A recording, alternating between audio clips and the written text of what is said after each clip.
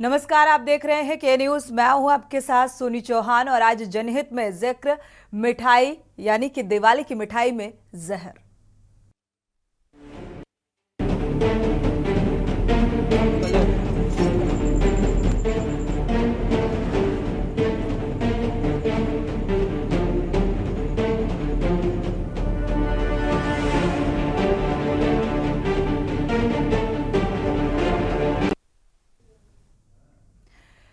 तो आजमगढ़ का ये मामला सामने आ रहा है, जहां जिला प्रशासन और खाद्य सुरक्षा विभाग की संयुक्त टीम ने बृहस्पतिवार की रात एक महत्वपूर्ण कार्रवाई करते हुए शहर की 2 मिठाई फैक्ट्रियों पर छापेमारी की और इस छापे में अधिकारियों ने लाखों रुपए का मिलावटी और खराब माल बरामद किया है, जिसमें 50 क्विंटल खोआ और अन्य संदिग्ध सामग्री शामिल है। जानकारी के अनुसार ये छापा उस समय मारा गया जब त्योहारों के दौरान जिले में नकली और सिंथेटिक मिठाइयों की बिक्री की तैयारी की जा रही है।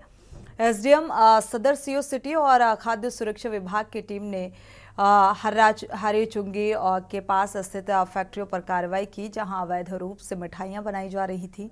फैक्ट्रियों से जब्त की गई सामग्री में रसगुल्ला, मिल्क केक, सोन पापड़ी, हलवा और छेने की अन्य मिठाइयां भी शामिल हैं। अधिकारियों ने बताया कि इन मिठाइयों को बनाने में उपयोग की जा रही पेंट और सोडियम फार्मे जो केमिकल है, सोडियम जैसे हानिकारक रसायनों को भी बरामद किया गया है, जो इस्तेमाल किया जाता है बड़े पैमाने पर। छापे के दौरान 12 लोगों की गिरफ्तारी भी की गई है। एसपी सिटी शैलेंद्र आलाल ने बताया है कि गिरफ्तार आरोपियों से पूछताछ जारी है, ताकि ये पता लगाया जा सके कि ये किस प्रकार से गुणवत्ता की कमी के बावजूद इन उत्पादों की बिक्री कर रहे थे।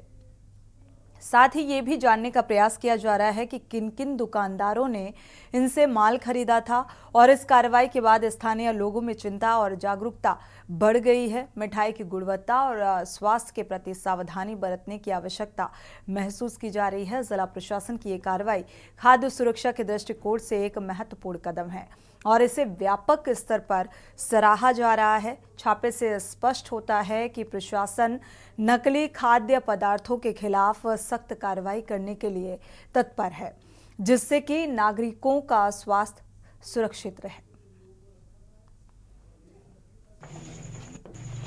पुलिस को ये सूचना मिली थी कि देहात क्षेत्र में एक नकली फैक्ट्री चल रही है जिसमें खोया बनाया जा रहा है। इस सूचना पर पुलिस टीम ने, कोतवाली आजमगढ़ की पुलिस टीम ने यहाँ छापा मारा है।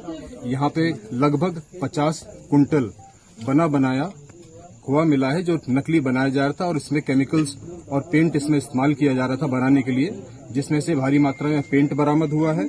सोडियम फॉर्मेल्डिहाइड सल्फॉक्सिलेट इसमें बरामद हुआ है, जिसको मिलाकर ये खोआ तैयार कर रहे थे। इसमें कई लोगों की इसमें गिरफ्तारी करी गई है और कई नामी ग्रामी मिठाई वालों को ये सप्लाई किया जा रहा था। ये इन्वेस्टिगेशन पार्ट है, कौन कौन आदमी से सम्मिलित थे उनके विरुद्ध भी इसमें दंडात्मक कार्रवाई की जाएगी। सर, जिस तरीके से त्योहार का सीजन चल रहा था, तो इसने बड़ी खेप पुलिस ने पकड़ी है, आजमगढ़ पुलिस ने। सर, इनका रैकेट और भी बड़ा था, कहां कहां ये सप्लाई करते थे, इसकी तहकीकात की जा रही है क्या? इसकी तहकीकात की जा रही। पुलिस को सूचना मिली थी कि इस तरह का काम हो रहा है, तो पुलिस ने इसका सूचना संकलन किया और अपने आदमी वहां पे लगाए देखने के लिए कि वहां पर कहां बन रहा है। इसके बाद जब सारा चीज पुख्ता हो गई, ये कंफर्म हो गया कि बनाया जा रहा है, इसके बाद पुलिस टीम के द्वारा रेड किया गया।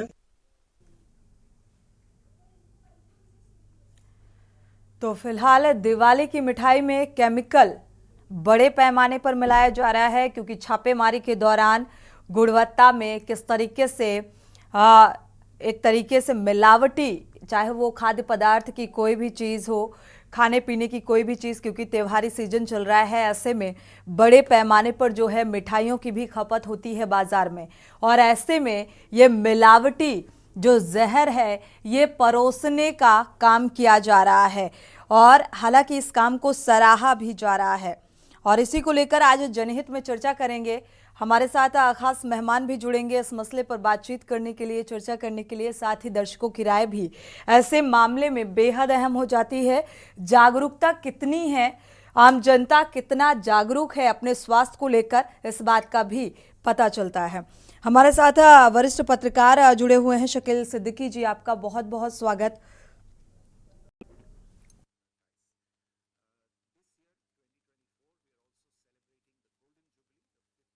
सुशील द्विवेदी जी भी जुड़े हुए हैं। आपका भी बहुत बहुत स्वागत है इस चर्चा में शामिल होने के लिए। किरण मिश्रा जी हैं, समाज सेवी हैं, आपका भी बहुत बहुत स्वागत है इस चर्चा में जुड़ने के लिए। चर्चा की शुरुआत करें, लेकिन वाकई जिस तरीके से छापेमारी के दौरान ये खुलासा हुआ है, ये चौंकाने वाला है और इससे ये पता चलता है कि स्वास्थ्य के साथ, आम जनता के स्वास्थ्य के साथ कितना बड़ा खिलवाड़ किया जा रहा है। सोचिए, स्वास्थ्य को लेकर हर कोई चिंतित होता है और स्वस्थ रहने के लिए हरी सब्जियां, हाइजीन मेंटेन करना, हाइजीनिक खाना, ये तमाम चीज़ें, लेकिन मार्केट में जाकर जो मार्केट से आप चीज़ें लेकर आते हैं, क्या वो उतनी ही शुद्ध हैं? क्योंकि अगर हैं तो इस तरीके का ये खुलासा चौंकाने वाला है। समाज सेवी भी जुड़े हुए हैं, फूड एक्सपर्ट का रुख करेंगे। शुरुआत सुशील जी से करेंगे।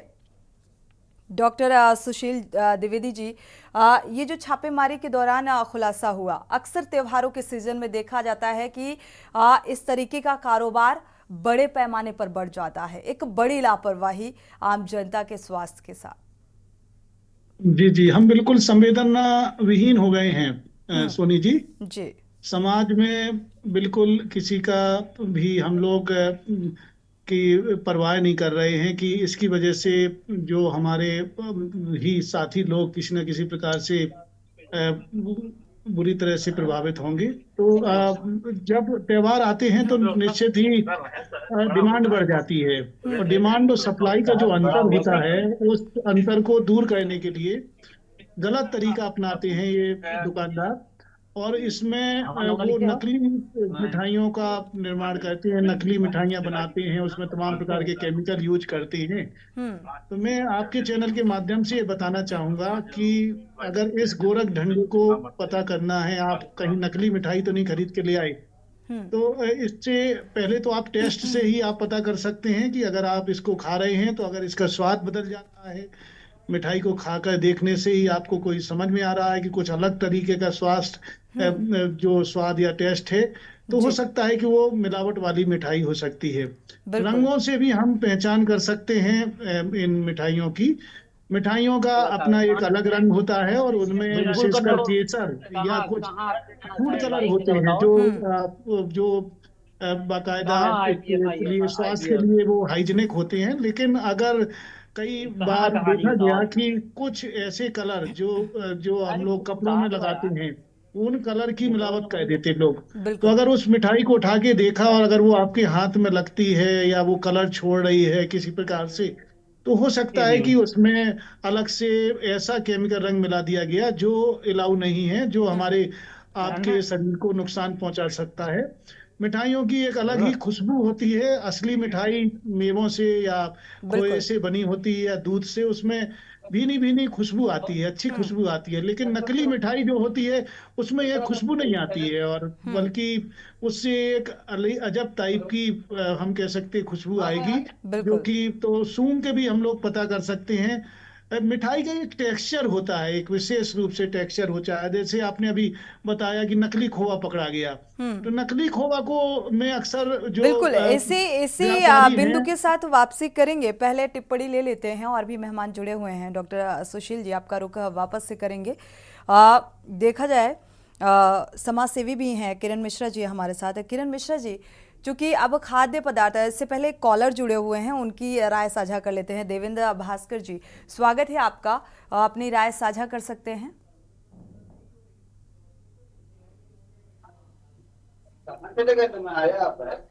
देवेंद्र भास्कर जी।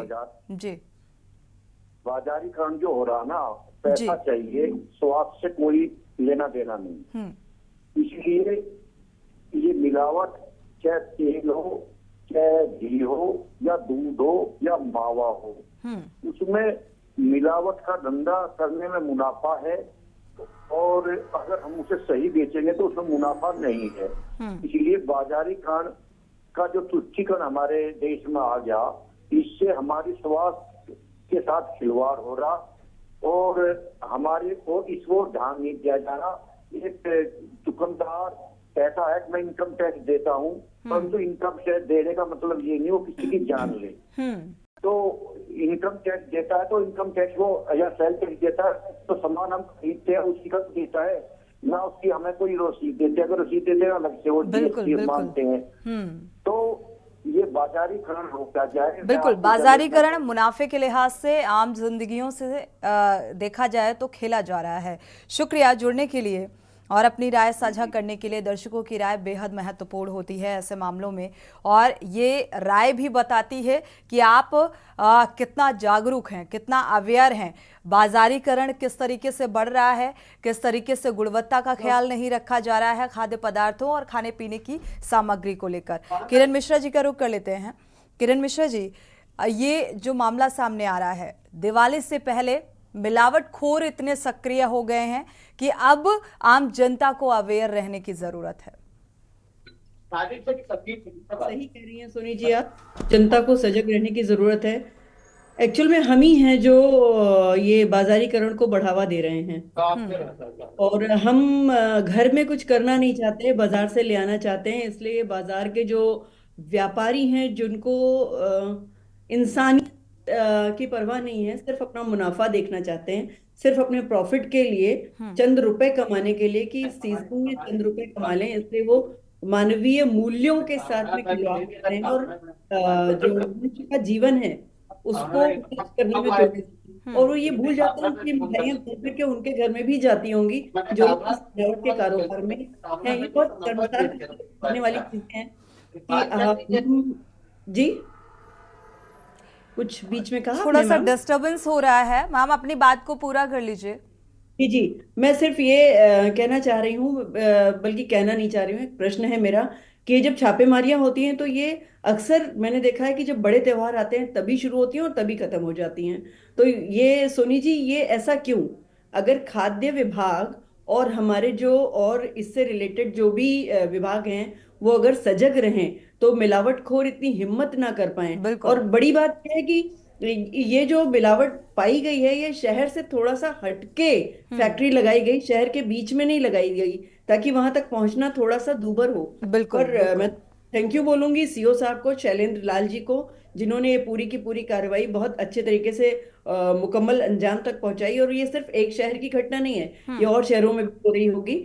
तो मेरा आपके माध्यम से ये निवेदन है सभी जिलों के सभी एसपी सिटी और जिलाधिकारियों से कि इस तरह की जांच कराएं और अपनी जनता के प्राणों की रक्षा करें। बिल्कुल, एक बड़ी जिम्मेदारी है ये, और अगर देखा जाए प्रशासनिक स्तर पर इस जिम्मेदारी को निभाया गया है तो हर जिले में ऐसी ही मुझे लगता है जिम्मेदारी निभाए जाने की ज़रूरत है प्रशासनिक स्तर पर। हमारे साथ शकील सिद्दीकी जी भी जुड़े हुए हैं, वरिष्ठ पत्रकार हैं। शकील जी, ये जो मामला सामने आ रहा है, मिलावटखोर मुनाफे के चक्कर में आम जिंदगियों से खिलवाड़ कर रहे हैं और यहाँ पर छापेमारी के दौरान इस बात का खुलासा होता है।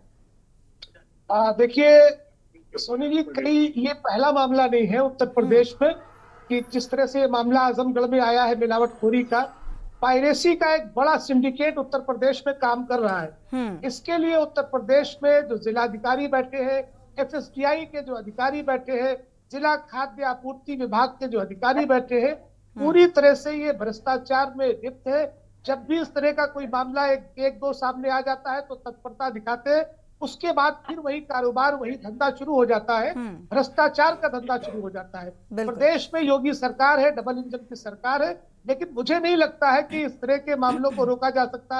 अभी आपने देखा होगा कि लड्डू जो मंदिर के लिए बनाए गए थे उसमें चर्बी पाई गई, और ऐसे तमाम मामले आए हैं। इसके लिए जिम्मेदार कौन है? इसके लिए शासन, प्रशासन और सरकार की जिम्मेदारी बनती है, क्योंकि जब भी कोई पर्व आते हैं या त्योहारों का कोई सीजन आता है, उस वक्त कहीं ना कहीं पर एक दो कार्रवाई होती दिखाई देती है और तस्वीरें जब सामने आ जाती है तो उस पर हल्ला मचाया जाता है, लेकिन पहले से ही इसकी तैयारी नहीं की जाती है। जितने भी इस तरह के संस्थान है खाद्य पदार्थों के, उनकी जांच होनी चाहिए, उनकी विधिवत जांच होनी चाहिए, किस तरह के सामग्री का वो उपयोग कर रहे हैं, कैसी वो काम कर रहे हैं, उसकी पूरी प्रॉपर तरीके से जांच होनी चाहिए। और इसके लिए जिले के जिला अधिकारी की जिम्मेदारी भी बनती है। जिला खाद्य आपूर्ति अधिकारी से लेकर FSDI के जो जिम्मेदार अफसर बैठे हैं, उनकी जिम्मेदारी बनती है, जो आम जनता की जानों से खिलवाड़ कर रहे हैं। ऐसी नकली दूध भी नकली बन रहा है, तमाम ऐसे खाद्य पदार्थ है जिसमें मिलावट है। तो ये पायरेसी का बड़ा सिंडिकेट उत्तर प्रदेश में काम कर रहा है और इसके लिए प्रदेश की सरकार पूरी तरह से नाकाम दिखाई दी। बिल्कुल, ये एक प्रश्न चिन्ह भी लगाता है। जाहिर सी बात है क्योंकि ऐसा पहली बार नहीं होता और हर बार त्योहारों के सीजन में ये चीज़ें बढ़ जाती हैं और छापेमारी की शुरुआत भी तभी होती है। डॉक्टर सुशील द्विवेदी जी का रुख करेंगे। सुशील जी, आप मिठाई के टेक्सचर का जिक्र कर रहे थे और यहाँ पर देखा जाए तो त्योहार के सीजन में ही ये छापेमारी क्या होनी चाहिए या फिर अक्सर होनी चाहिए? क्योंकि देखा जाए त्योहारी सीजन में थोड़ा सा ये ज़्यादा मामले जो हैं बढ़ जाते हैं, लेकिन जो मिलावटखोर हैं वो तो अपना काम हमेशा ही करते होंगे। बिल्कुल सोनी जी, आपने बिल्कुल सही फरमाया कि त्योहार के समय चूंकि डिमांड बढ़ जाती है, लोगों की ज़्यादा आवश्यकताएं होती हैं और हम और आप लोग त्योहारों के दौरान हमारी आपकी संस्कृति से जुड़ा हुआ है, मिठाई आस्था से जुड़ा हुआ है। हम लोग पर्व मनाते हैं, पूजा करते हैं, फिर इसके बाद प्रसाद ग्रहण करते हैं। तो इसी का लाभ उठाकर अब तो कि चूंकि प्रसाद इसकी भी डिमांड देखा ज्यादा जाए वो होती भी है, शुद्ध तो नहीं ये बचा। लालची व्यापारी जो दूध और खोआ की जो डिमांड बढ़ जाती है, विशेष रूप से उसमें ही खेल करते हैं। मतलब एक तो सिंथेटिक मिल्क बनाते हैं, जिसमें आपको बताते हुए मुझे बड़ा कष्ट हो रहा है कि उसमें यूरिया मिलाते हैं, उसमें कास्टिक सोडा मिलाते हैं, जिससे हम लोग कपड़े धोते रहे हैं। ऐसी चीजें मिलाते हैं और वो आगे चल के हम लोग त्योहारों में जब वो ऐसी मिठाई खाते हैं तो आगे चल के हमारा लिवर, किडनी और मधुमेह की बीमारी या मोटापा, ये तमाम परेशानियां या पेट में गैस बनने लगती है और पोषण की कमी हो जाती है, अलग अलग समस्याएं आने लगती है पाचन संबंधी, और तो और लोगों को अस्थमा और एलर्जी हो जाती है और हम लोग सोचते हैं कि किसी और वजह से हुई। तो ये लोगों को पहचानना जरूरी है कि क्या वो ऐसे एडल्टरेटेड मिल्क को तो नहीं ले रहे हैं या खोए को तो नहीं ले रहे हैं। जैसे मिसाल के रूप में खोआ की बात कर रहे थे हम, तो उसमें लोग आलू मिला देते थे हैं या अरारोट मिला देते थे। तो घर पर सिंपली आयोडीन होता है, टिंचर ऑफ दी आयोडीन कहते हैं, जैसे हम लोग कई बार अपने घावों पे लगाते हैं। तो उस आयोडीन के सॉल्यूशन की 2-3 बूंदें अगर हम ऐसी मिठाई पे डालें जिसमें कि अगर अलग से कहीं पोटैटो का मैश करके मिला दिया गया है, मिलावट की गई है खोए के आधार पर, तो वो डार्क ब्लू कलर का हो जाएगा। तो पता चलेगा कि इसमें खोया नहीं, या खोए को अगर हम खींचेंगे तो वो रबड़ की तरह खींचने लगे, या खोए में ज्यादा दानेदार महसूस हो, ज्यादा ग्रेनुलर हो। तो इससे पता चलता है। और इसके लिए मैं आपके चैनल के माध्यम से बताना चाहूंगा कि भारतीय खाद्य सुरक्षा और मानक प्राधिकरण, जिसे हम FSSAI कहते हैं, इसकी बाकायदा पूरी गाइडलाइन इनकी वेबसाइट पर डाली हुई है। कोई भी लोग वहां से yellow book, orange book, pink book, ऐसे अलग अलग उन्होंने कुछ बुक्स के रूप में ई बुक डाली हुई हैं, जो लोग डाउनलोड करके और कैसे हम खाद्य पदार्थों में मिलावट की जांच करें घर पर और बहुत ही सरल ढंग से वो कर सकते हैं। और न केवल अपना स्वास्थ्य की रक्षा कर सकते, बल्कि तो इसका तो यही मतलब हुआ कि आम जनता को अगर अपने स्वास्थ्य की रक्षा करनी है तो वो खुद ही ये जिम्मेदारी ले ले। बाकी जिम्मेदार विभाग क्या करेंगे फिर? आपका तो बहुत बड़ा योगदान हो रहा है। वैसे ही एक योगदान सरकार को करना चाहिए, लोगों को अवेयर करना चाहिए। दो स्टेप पर काम होना चाहिए। एक पर अवेयरनेस चलनी चाहिए, तो उसके लिए हम लोग स्कूल कॉलेजों में और अलग अलग संस्थानों में जाते हैं और safe and nutritious food SNF FSSAI की एक मुहिम है, उसको लोगों को बताते हैं। क्योंकि देखिए, जागरूकता बहुत सारी समस्याओं का अपने आप में एक सॉल्यूशन होता है। दूसरा चीज, जो संबंधित अधिकारी हैं, जो फूड इंस्पेक्टर हैं उस जगह के, खाद्य सुरक्षा अधिकारी हैं या वहाँ का प्रशासन है, उनकी अपनी जिम्मेवारी है। और देखिए, जब कोई जिम्मेवारी का तंत्र टूटता है तो ये परेशानी हम और आप लोग देखते हैं, लोगों के स्वास्थ्य के साथ खिलवाड़ देखते हैं। तो सबसे अच्छी बात है कि हम क्यों ना फूड लिटरेसी बढ़ा दें, लोगों को जागरूक कर दें, लोगों को इस प्रकार से कर दें कि लोग अपनी तुरंत ही पहचान लें जाके सरल ढंग के द्वारा। अगर मान लीजिए चांदी का वर्क लगा के मिठाइयाँ बेचते हैं लोग, तो बहुत महंगी होती हैं, लेकिन उसके स्थान पर लोग एल्युमिनियम का वर्क लगा देते हैं। तो ये जानना जरूरी है कि भाई हम पैसा तो दे रहे हैं चांदी के वर्क वाली मिठाई का, लेकिन हमें मिल रही है एल्युमिनियम वाली मिठाई। तो ये जब लोग पहचानेंगे कि भाई कहीं गड़बड़ी हो रही है, कहीं हमसे गलत ढंग से पैसा लिया जा रहा है, तो वो भी एक प्रकार का एक अच्छा कदम होगा। और साथ में जिम्मेदार अधिकारियों को भी इस पर ध्यान देना चाहिए। बिल्कुल, इसमें ध्यान भी देना चाहिए। एक दर्शक इसी बीच जुड़े हुए हैं मेरठ से। पवन शर्मा जी, स्वागत है आपका, अपनी राय रख सकते हैं आप। बिल्कुल, देखिए सबसे पहले तो मैं आपके चैनल का धन्यवाद देना चाहूंगा कि हर रोज वो मुद्दा उठाते हैं जो जनहित से जुड़ा हुआ होता है, और आज भी यही मुद्दा उठाया है, मिठाई का जहर। बिल्कुल सही आपने मुद्दा उठाया है। मिठाई की आड़ में लोगों को जहर परोसा जा रहा है, क्योंकि ये सब जो मिठाइयाँ बन रही है सब मिलावटी है, मिलावट और इसमें मिलावट कर रहे हैं और हमारे और आपके जीवन से खिलवाड़ कर रहे हैं। स्वास्थ्य विभाग और जो फूड विभाग है, इसमें उन्हें दोनों को मिलकर बड़ा एक्शन लेने की जरूरत है, और ऐसे जो मिलावटखोर है उनके खिलाफ सख्त कार्रवाई अमल में लाने की जरूरत है। तभी जो ये मिलावटखोरी का जो धंधा चल रहा है उस पर लगाम लग सकती है, और सरकार को भी इस पे कोई कठोर कानून बनाने की जरूरत है। लेकिन सरकार और जो विभाग नियम कानून तो बने होते हैं, लेकिन बावजूद इसके इम्प्लीमेंट नहीं हो पाता उसका, और कार्रवाई नहीं होती उस तरीके से। इसलिए भी इस तरीके की मिलावटखोरों को देखा जाए तो बढ़ावा मिलता है मिलावट करने के लिए, और सारी चीज़ों का यही हाल ज़मीनी स्तर पर नजर आता है। वक्त एक छोटे से ब्रेक का है, लौटेंगे जल्द। ब्रेक से वापस आ रहे हैं। लगातार हम जनहित में जिक्र कर रहे हैं, आम जनता के स्वास्थ्य के साथ जो खिलवाड़ किया जा रहा है। आजमगढ़ का जिले का ये मामला सामने आया, जहां पर प्रशासनिक कार्रवाई हुई। छापेमारी के दौरान एक बड़े पैमाने पर इस बात का खुलासा हुआ कि जहर मिलाने का काम किया जा रहा है, क्योंकि ऐसे केमिकल का इस्तेमाल किया जा रहा है खाने पीने वाली उत्पादों पर। और इसी को लेकर हम चर्चा कर रहे हैं। हमारे साथ खास मेहमान भी जुड़े हुए हैं। किरण मिश्रा जी हैं, समाजसेवी हैं, साथ ही वरिष्ठ पत्रकार भी जुड़े हुए हैं। किरण मिश्रा जी का रुख करेंगे, और दर्शक भी इस मामले में जुड़कर अपनी राय साझा कर सकते हैं। किरण मिश्रा जी, देखा जाए तो अभी जैसे कि कह रहे थे फूड एक्सपर्ट हमारे कि थोड़ा सा खुद को सजग होने की ज़रूरत है। आज की जनरेशन अगर देखा जाए, क्या वो ओरिजिनल का स्वाद क्या है वो यही नहीं जानती, तो वो कैसे पकड़ पाएगी कि ये मिलावटी चीज़ हम खा रहे हैं या फिर प्योरिटी वाली चीज़ खा रहे हैं? कैसे उसे डिफाइन करना क्या आसान होगा? बहुत बढ़िया प्रश्न जी। असली और नकली का भेद हम क्यों नहीं कर पा रहे हैं? क्योंकि हम घर की बनी चीज़ों का स्वाद ही नहीं लिए हैं। तो हम कैसे पता लगा पाएंगे कि असली है कि नकली है? हमने जब खाया है बाजार का खाया है। हम आजकल के जनरेशन की बात कर रहे हैं। हमने तो घर का बना खाया है और हम खा भी रहे हैं, हम बनाने की कोशिश भी करते हैं। तो असली और नकली में सबसे पहले तो यही कहूंगी कि आलस छोड़ो भाई, त्योहार में खुद बना लो, खुद मिठाइयाँ बना लो, बेसन के लड्डू बना लो, बर्फी बना लो, नारियल की मिठाई बना लो, दूध से मावा बना लो, थोड़ी सी मेहनत कर लो और त्योहार घर में मना लो। सुरक्षित, स्वास्थ्यवर्धक और बिजी त्योहार जाएगा, और भरपेट खाओ, एक भी नुकसान नहीं होगा। डॉक्टर को पैसा देने से बेहतर है घर में अच्छा सा बनाओ और खाओ।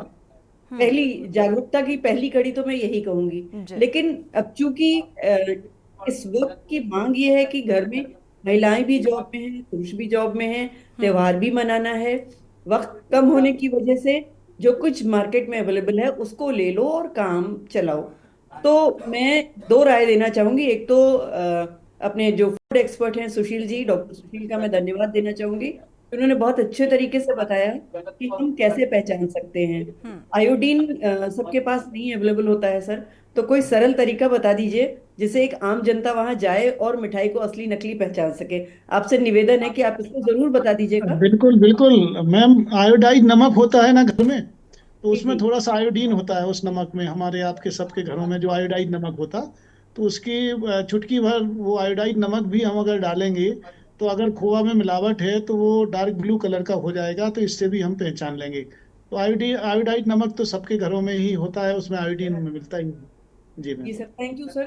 और दूसरा एक प्रश्न आपसे ही मैं फिर से चाहूंगी कि थोड़ा सा मुझे सहयोग कर दीजिए कि अगर किसी दुकान पे इस तरह का कोई सामान मिलता है तो उसकी कब, कहाँ और कैसे शिकायत की जा सकती है जिससे प्रभावशाली कार्यवाही सुनिश्चित हो?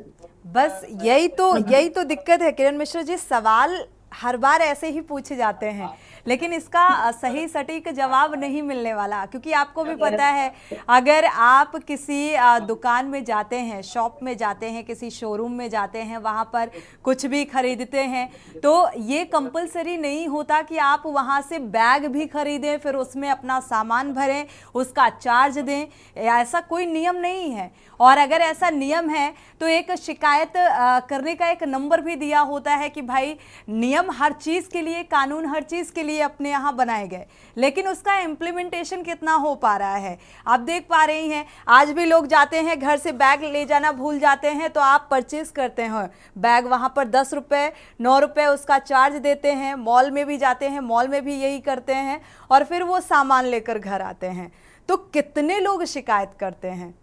इत्तेफाक रखते हैं किरण जी? जो नंबर दिए होते हैं जी, जो नंबर उस पर दिए होते हैं वो नंबर कभी उठते नहीं है। मैंने 1000 बार ट्राई किया है, वो नंबर कभी उठते नहीं है, कभी नहीं उठे हैं। आपने बिल्कुल सही कहा है। पर मैं डॉक्टर साहब से ही जानना चाहूंगी शिकायत कब, कहाँ और कैसे की जा सकती है। चलिए ये अहम सवाल है। हालांकि हम चाहेंगे डॉक्टर सुशील द्विवेदी जी इस बात का जवाब दें। और हमारे साथ भारतीय जनता पार्टी के भी प्रवक्ता जुड़ चुके हैं, जयशंकर, और जुड़ेंगे आपसे कुछ ही देर बाद। हेल्थ एक्सपर्ट जुड़ चुके हैं डॉक्टर राजेश कुमार प्रजापति जी। आपका बहुत बहुत स्वागत है इस चर्चा में शामिल होने के लिए। डॉक्टर राजेश कुमार प्रजापति जी से भी प्रतिक्रिया ले लेते हैं, क्योंकि मिलावटखोर सक्रिय हो चुके हैं और जाहिर सी बात है मिलावटी चीज़ें खाने की वजह से लोग कैसे परहेज करें, और अगर ऐसा खा लेते हैं नुकसान होता है तो क्या एहतियात बरतनी चाहिए। सोनी जी धन्यवाद आमंत्रित करने के लिए।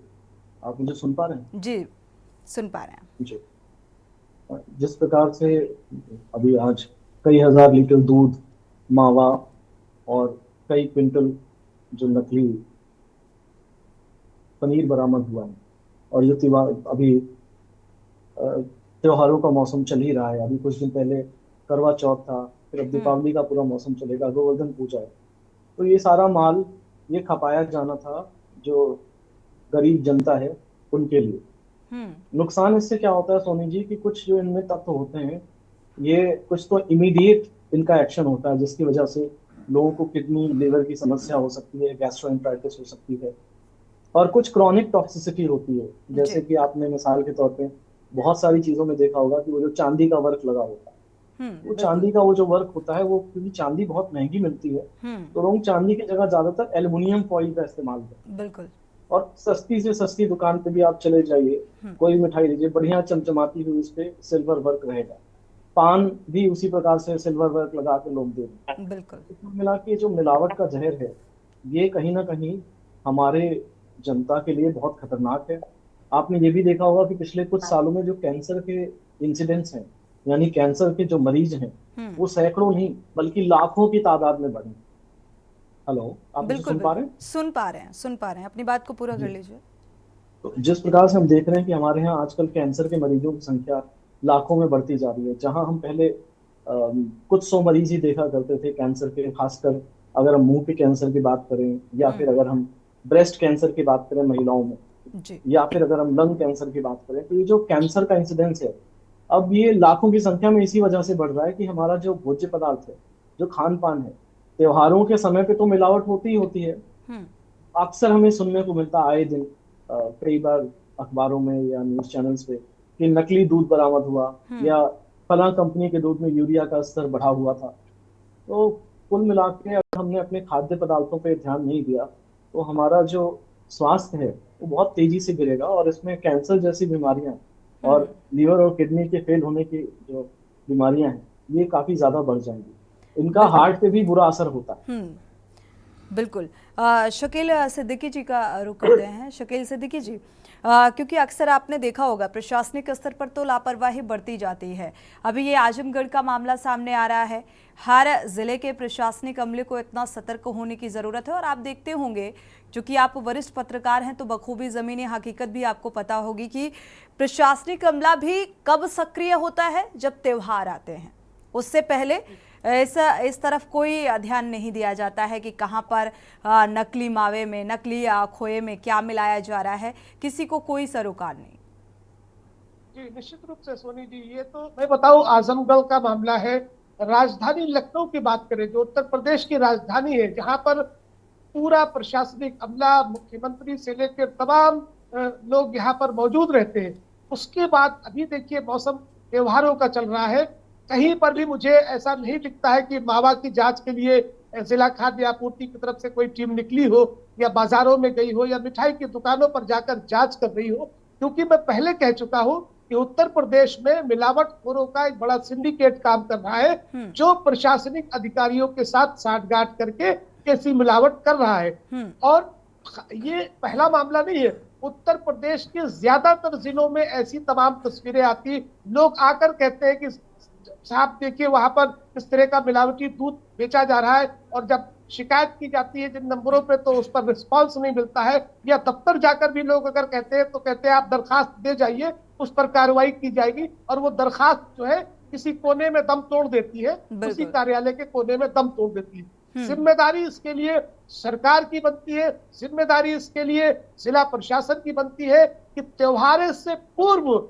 इस तरह का एक जो अभियान चलाया जाए, बाजारों में, बड़े बाजारों में या बड़े जो संस्थान है जो इस तरह के खाद्य पदार्थ बनाते हैं, मावा से लेकर दूध से लेकर पनीर से लेकर तमाम ऐसी चीजें हैं, उसकी जांच अगर पहले से ही की जाए तो शायद ये जो त्योहारों पर जिस तरह का मामला देखने को मिलता है, लोगों की जानों से खिलवाड़ किया जाता। और अभी डॉक्टर साहब ने बहुत ही अच्छे से समझाया कि जिस तरह से मिलावटी पदार्थों के चलते कैंसर के तमाम ऐसे मरीज बढ़ गए हैं, लीवर के और तमाम किडनी के ऐसे तमाम आए दिन चले आ रहे हैं। लखनऊ का जब ये हाल है तो आजमगढ़ तो बहुत छोटा सा जिला है, या कानपुर या उन्नाव या ऐसे तमाम जिले हैं, उनका हाल क्या है? सोशल मीडिया के जरिए जब वीडियो वायरल हो जाता है तो सरकार जागती है, प्रशासन जागता है, और आनन फानन में कार्रवाई की जाती है। और कार्रवाई किन पर की जाती है?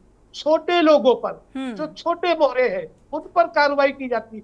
जो मठाधीश बैठे हुए हैं वो साफ बच जाते हैं, क्योंकि राजनीतिक हस्तक्षेप वहां तक दिखाई दे रहा है। इसलिए मैं प्रदेश की सरकार से कहना चाहता हूं कि सबसे पहले तो जितने भी जिलों के एडीएम आपूर्ति है या डीएम है या वो जिम्मेदार अफसर है, उनको जो है नसीहत दी जाए, निर्देश दिए जाए, ऐसी कमेटियों का गठन किया जाए। बिल्कुल बिल्कुल। और प्रशासनिक स्तर पर अगर इस तरीके से सतर्कता बरती जाएगी तो लगता है कि हाँ कुछ हद तक कमी जरूर देखने को मिलेगी, लेकिन ऐसा नहीं है, क्योंकि सभी को पता है, जो सिंडिकेट है उन मिलावटखोरों को भी बखूबी ये बात पता है कि भाई एक हिस्सा पहुंचा देना है और अपना ये काम यूं ही चलता रहेगा।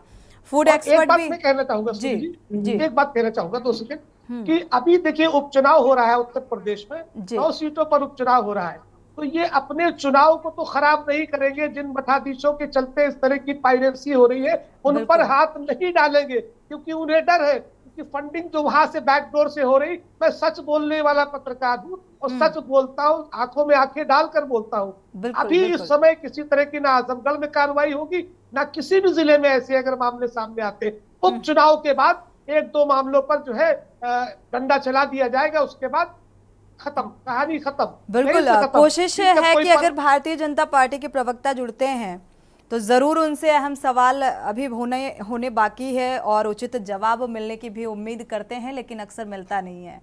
फूड एक्सपर्ट भी हमारे साथ जुड़े हुए हैं, रुक कर लेते हैं सुशील द्विवेदी जी का। डॉक्टर सुशील जी, देखा जाए तो अहम सवाल किरण मिश्रा जी ने किया था कि भाई अगर जो मिलावट है उसका पता कैसे लगाया जाए, उसकी शिकायत किस नंबर पर की जाए, कैसे पहचाने कि ये नकली है और इसकी शिकायत यहाँ करनी है। क्योंकि आम जनता एक तबका है जो इतना अवेयर है, पढ़ा लिखा है, लेकिन एक तबका जो ज़्यादातर इसका शिकार होता है, गरीब तबके का अगर जिक्र किया जाए, क्योंकि सस्ती मिठाइयाँ खरीदना, खाना, हेल्थ के साथ खिलवाड़ करना, क्योंकि अक्सर गरीब तबके को ही भुगतना पड़ता है।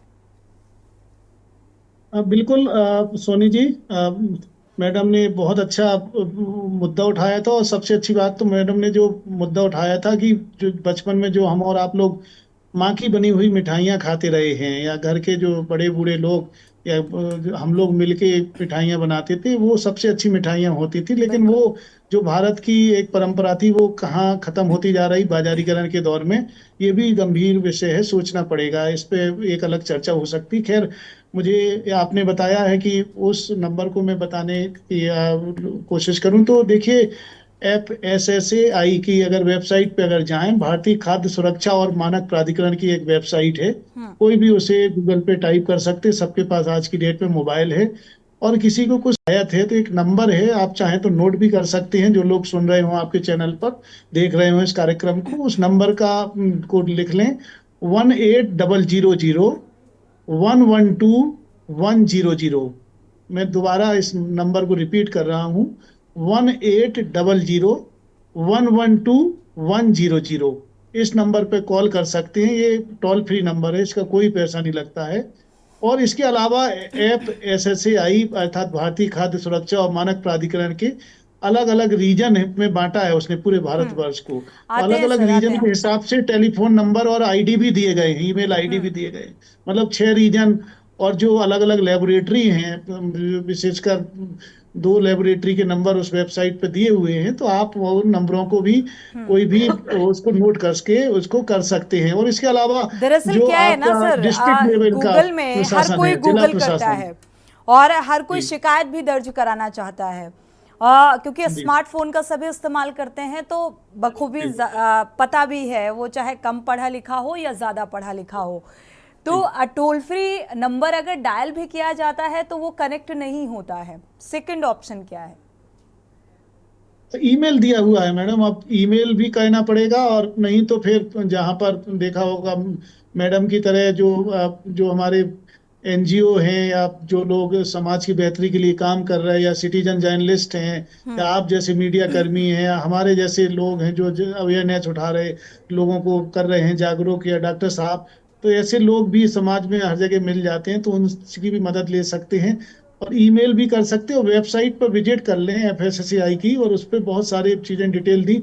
और नहीं है तो जिला प्रशासन का तो लगभग सभी को पता रहते हैं कुछ नंबर, तो जिला प्रशासन से कांटेक्ट करके DM साहब को ये सूचना भेज दें। और अगर वहां भी नहीं हो रहा तो नजदीक के पुलिस थाने में भी जाके वहां पर आप उनकी मदद ले सकते हैं। तो ये कुछ रास्ते हैं। अब देखिए, बस भारतीय इतना कानून सब के करेगा अनुसार उस कौन? प्रक्रिया को तो फॉलो ही करना पड़ेगा ना। इतना सब करेगा कौन? वरिष्ठ पत्रकार हमारे साथ जुड़े हुए हैं, कुछ कहना चाह रहे हैं। देखिए, अभी जो फूड इंस्पेक्टर साहब ने बताया कि इस तरह के नंबर है, टोल फ्री नंबर है, इन पर फोन कर सकते हैं, ईमेल कर सकते हैं। जब मीडिया के फोन नहीं उठाए जाते हैं, DM से लेकर ADM से लेकर नीचे स्तर के जो अधिकारी बैठे हुए हैं वो फोन कॉल रिसीव नहीं करते हैं, तो आम जनता की तो बात ही कहना बेमानी है। और अगर मेल भी आप कर देते हैं या फोन टोल फ्री पे आप अभी फोन करिए, अभी मैं करूं, फोन नहीं उठेगा। ये सिर्फ लोगों को भरमाने के लिए, आम जनता को मूर्ख बनाने के लिए इस तरह के toll free number, email number दे रखे। उत्तर प्रदेश के 75 जिलों के जिलाधिकारियों का भी मैं हाल बताऊं, अभी 2 दिन पहले की बात है, जिलाधिकारी मुरादाबाद को 27 बार कॉल किया गया, एक बार भी कॉल रिसीव नहीं की गई। तो ये हाल है उत्तर प्रदेश के जिलाधिकारियों का, जिन पर मुख्यमंत्री, माननीय मुख्यमंत्री योगी आदित्यनाथ जी की नजर नहीं है या फिर मेहरबान है वो उन पर। अभी BJP के प्रवक्ता आते हैं, उनसे भी ये सवाल होगा कि आखिर क्या बात है कि जिलाधिकारियों पर इतनी मेहरबानी क्यों है? एयर कंडीशन चैम्बरों से निकलते नहीं, जनता के बीच जाते नहीं, जांच करते नहीं, शिकायत सुनते हैं तो नजरअंदाज कर देते हैं। जब तक सिस्टम को सही नहीं किया जाएगा, लोग इसी तरह से जहर खाकर मरते रहेंगे। और बिहार का देख लीजिए, जहरीली शराब से कितने लोग मरे। उत्तर प्रदेश में जहरीली शराब के तमाम ऐसे मामले आते हैं। और यहाँ पर तो मसला है कि खाने पीने की चीजों को, खाद्य पदार्थों को लेकर, दूध है तो मिलावटी, चावल है तो मिलावटी, आटा है तो मिलावटी। अभी MDH मसालों पर देखिए कितना बड़ा वो एक शुद्धता अब सर्वे रही कहाँ? अगर शुद्धता की बात की जाए शकील सिद्दीकी जी, तो आपको भी पता है आज जो फसल उगाई जाती है या जो भी प्योरिटी का जिक्र करके या जो भी किसान हैं वो सप्लाई करते हैं, तो क्या उसमें प्योरिटी है? क्योंकि इतना खाद्य पदार्थों का केमिकल का इस्तेमाल किया जाता है, उस पर भी कई बार डिबेट हो चुकी है। तो शुद्धता तो है ही नहीं किसी चीज में। आप जो फल, जो हरी सब्जियां आम जनता इसलिए डॉक्टर रिकमेंड करता है और इसलिए खाया जाता है कि इससे हमें पौष्टिक है और बहुत सारे विटामिन्स मिलेंगे, तो वो भी कहीं ना कहीं मिलावटी हैं क्योंकि केमिकल का इस्तेमाल किया जा रहा है। हमारे साथ किरण मिश्रा जी भी जुड़ी हुई हैं, समाज सेवी हैं। किरण मिश्रा जी, महज अगर देखा जाए जागरूकता से क्या इस समस्या का समाधान निकलकर सामने आएगा? महज अवेयरनेस से इसका कोई समाधान नहीं है, क्योंकि जागरूकता उस लेवल तक जा ही नहीं सकती। बिल्कुल, जागरूकता के लिए जागरूक नागरिक भी होने चाहिए, लेकिन हम खुद जानते हुए भी जागरूक नहीं हो रहे हैं और नहीं होना चाहते हैं। अभी डॉक्टर सुशील ने कहा था फूड लिटरेसी, तो फूड लिटरेसी तो तब आएगी जब उससे रिलेटेड योजनाएं, मैं एज ए समाज सेवी नहीं जानती हूँ कि कौन कौन सी योजनाएं फूड लिटरेसी से रिलेटेड चल रही हैं गवर्नमेंट की, और उनको कैसे जनता तक पहुंचाया जा रहा है, उसका क्या रास्ता है मुझे ही नहीं पता है। मैं तो घर घर जाके ये बताना उचित समझती हूँ कि बेटा ये चीज मत खाना, भाई ये चीज देख लेना, यहाँ पर सुशील ये जी चीज हो कुछ रही एक है, बता यहाँ दीजिएगा कचरे नाले पर। ताकि थोड़ा सा योगदान मुझे लगता है किरण मिश्रा जी का यहाँ पर नजर आए, क्योंकि महत्वपूर्ण सवाल भी है ये। हाँ नहीं फूड सोनी जी मैं जी एक चीज ऐड करना चाहता हूँ जी मैडम जी की कहने के आते अनुसार, किरण मिश्रा क्योंकि जी आते हैं जी। हाँ हाँ, मैं भी चूंकि मैं डायरेक्टली एजुकेशन सेक्टर से जुड़ा हूँ एक्चुअली। मैंने तो कॉमनवेल्थ और जो एफएससीआई के बीच मिलके उसकी ट्रेनिंग की है और इस क्षेत्र में काम कर रहा हूँ, लोगों में जागरूकता। लेकिन जो राष्ट्रीय शिक्षा नीति है जो अभी आई है, राष्ट्रीय शिक्षा नीति की अगर हम बात करें, शिक्षा नीति की बात करें अगर हम, तो उसमें अब कक्षा 6वीं की नई किताब आ गई है, ऐसी हर कक्षाओं की किताबें नई एक्टिविटी बेस्ड टीचिंग के ऊपर जोर दिया जा रहा है। आपकी वॉइस क्लियर नहीं है। हेलो जी हेलो, आवाज आ रही है? जी जी हेलो, तो एक्टिविटी बेस्ड टीचिंग पर जोर दिया जा रहा है, मतलब बच्चे एक्टिविटी करके सीखेंगे। इसमें टीचर्स का बहुत बड़ा रोल होने जा रहा है, क्योंकि ये सारे chapter component of the food, nutrition in animal, ये सब कुछ किताबों में कक्षा 1 से लेकर 12वीं तक की कक्षाओं में दिए हुए हैं। और उन पाठ को पढ़ाते समय हमारे शिक्षकों की बहुत बड़ी भूमिका होनी है, क्योंकि अगर वो बच्चों को शुरुआत से पढ़ाने में ठीक है। सफल हो गए तो वो दिन दूर नहीं कि बच्चा खुद पहचानने लगेगा। ये सबसे बड़े चेंज मेकर होते हैं स्कूल में घर पे पहुंच के वो सब पढ़ाई की कुछ। जिम्मेदारी तो अध्यापक ठीक से निभा नहीं पा रहे हैं, सिलेबस पूरा करवा नहीं पा रहे हैं, अतिरिक्त वो जानकारी क्या ही साझा करेंगे सर। आपको नहीं, हाल नहीं, नहीं, किताब पता है, उसी चाहे वो के साथ सरकारी जोड़ना है स्कूल उनको। है चाहे वो उसी के प्राइवेट स्कूल है, और महज इस जिम्मेदारी से काम चलने वाला नहीं है कि जागरूकता बढ़ाई जाए तो इस समस्या का समाधान निकलकर सामने आएगा। जिम्मेदार सरकारों को भी सोचना होगा, सिस्टम में सुधार लाने की जरूरत है, नहीं तो ये जो सारी घटनाएं सामने आ रही हैं, चाहे किसी भी घटना को लेकर जिक्र किया जाए, ये तो मिलावट पर हम बात कर रहे हैं। लास्ट में जोड़ दूं जी कि हम और आप लोग भी तो थोड़े कहीं ना कहीं से जिम्मेवार हैं, हमको चमकदार चीजें भी आकर्षित हाँ करती बिल्कुल हैं। बिल्कुल बिल्कुल, अगर पॉलीथीन बैन है तो उसे आम जनता खरीदती है, और जब खरीदती है तो बेचने वाले भी तैयार बैठे हैं कि भाई हम बड़े पैमाने पर लाएंगे और इसकी खपत कराएंगे, क्योंकि जब कोई ऐसे ही घूस और भ्रष्टाचार का संबंध है कि भाई जब कोई देने को तैयार है तभी तो लोग लेने को तैयार हैं। जी किरण मिश्रा जी। नहीं मेरा प्रश्न पूरा नहीं हुआ था डॉक्टर साहब, सॉरी। मेरा प्रश्न ये था कि इससे जुड़ी हुई योजनाएं, आपने न्यू एजुकेशन पॉलिसी के बारे में बताया। न्यू एजुकेशन पॉलिसी में तो बहुत सारी चीजें ऐड ऑन की गई हैं, ये भी ऐड ऑन अभी हुआ है। पूरी ये तरीके से लागू कहाँ हुई है किरण मिश्रा जी? अभी लागू शुरू ही नहीं हुई हुई है, है। अभी तो शुरुआत है। अब जब तक फैलेगा तब तक तो काफी देर हो चुकी होगी, तब तक लिटरेसी कैसे बढ़ाएं उसके बारे में बताएं। दूसरा प्रश्न मेरा ये था कि अगर कहीं ऐसी कोई घटना हो रही है और जो लोग पकड़े जा रहे हैं, उनके लिए कानूनी सजा का क्या प्रावधान है और उनके साथ क्या कार्रवाइयां हो रही हैं ताकि वो दोबारा से उस काम को ना कर पाए, किसी तरह से कैसे बच जाते हैं वो, ये हमें आपको बताने की इस प्लेटफॉर्म पे जरूरत नहीं है। मुझे नहीं लगता है कि यहाँ स्पष्ट करना होगा। तो ऐसा कौन सी सजा है जो उनको दी जाए ताकि दोबारा वो इस काम को करने से पहले कांपें। तीसरी बात मैं ये कहना चाहूंगी, जो हमारे वरिष्ठ पत्रकार शकील जी ने कहा कि दरखास्त जो है वो कोने में पड़ी रहती है, तो मैं उसी शब्द को लेके पूछना चाहूंगी कि शकील जी से भी मेरा प्रश्न है। शकील सर, मुझे प्लीज ये बताएं कि वो कौन सा दरखास्त है जहां एप्लीकेशन दें और सुनवाई हो जाए। दरखास्त कोने में चली जाती है, पर दरखास्त तो बताइए जहां से हम बढ़ सकें आगे।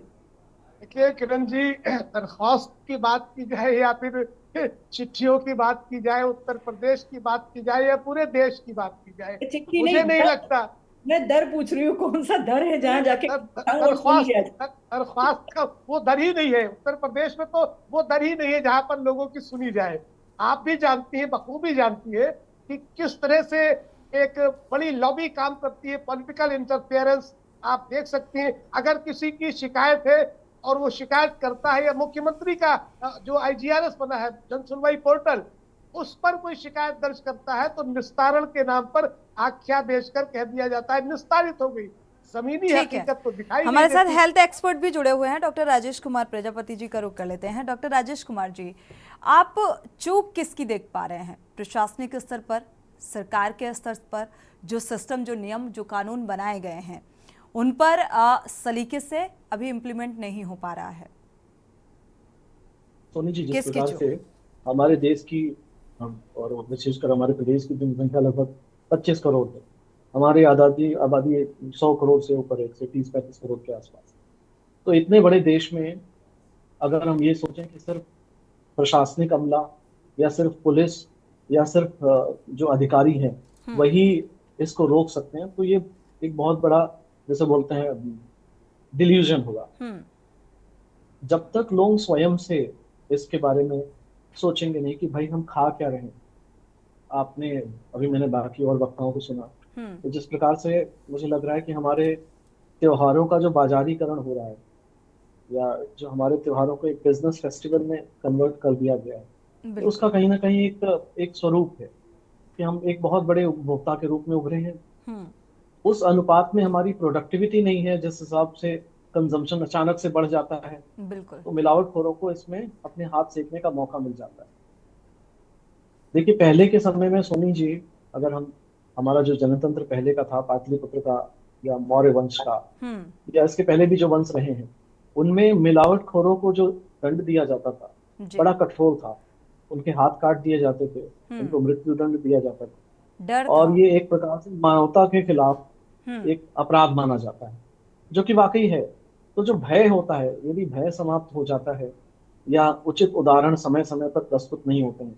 अभी किसी वक्ता ने MDH का नाम लिया, इसके पहले मैं बताऊं कि जो एक और योगा गुरु की कंपनी है पतंजलि के नाम से, उनके ऊपर भी आरोप लगे थे। कई देशों ने उनकी सामग्री को अयोग्य करार दिया था, पेस्टिसाइड का लेवल बढ़ा के बताया गया था, लेकिन वो सारी खबरें कुछ दिन मीडिया में चल के फिर शांत हो जाते हैं। तो समस्या वही है कि जो कोल्यूजन है, यानी कि जो आपस की साठ गांठ है, राजनीतिक पार्टियों के जो चंदे देने वाले लोग हैं, वही लोग ज्यादातर इन बड़े बड़े बिजनेस हाउसेस के या इन जो मिलावटीखोर का जो साम्राज्य चल रहा है, इसके मालिक हैं। तो मुख्य समस्या तब तक नहीं जाएगी जब तक जनता खुद से ऐसा ना करे, और कठोर से कठोर, जिस प्रकार से पाषाण काल में, मेडिवल टाइम में हमारे यहाँ दंड का प्रावधान था कि भाई इनके हाथ काट दो या फांसी की सजा दे दो।